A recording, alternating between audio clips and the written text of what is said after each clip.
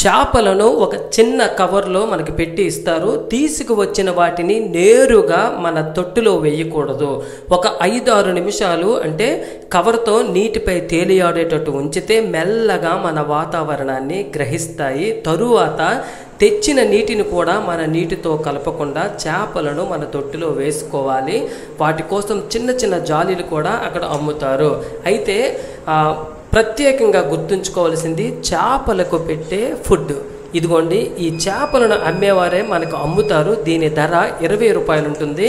దీని లోపల ఆవగింజల్లా ఉంటాయండి గింజలు, కానీ రంగురంగులుగా ఉంటాయి. ఒక చేపకు 2-3 గింజలు చొప్పున వేసుకోవాలి. రోజుకు ఒకసారి మాత్రమే వేయాలి.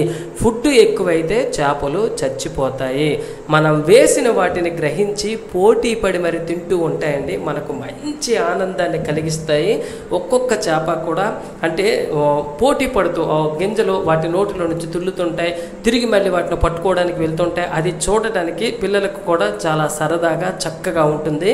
మా ఇంట్లో కొన్నేళ్ళుగా పెంచుతున్న అనుభవాన్ని అంతా మీ ముందు ఉంచాను. గ్రహించి మీరు కూడా మీకు అవకాశం ఉంటే పెంచాలనుకుంటే ఇలా పెంచుకోండి. ఎందుకంటే సరదాగా ప్రారంభించిన మొక్కైనా పెంపుడు జంతువైనా ఏది పెంచినా వాటిపై మనం చూపించే ఆప్యాయతను అవి గ్రహిస్తాయి. మనతో మమేకమై ఒదిగి కలిసి పెరుగుతాయి.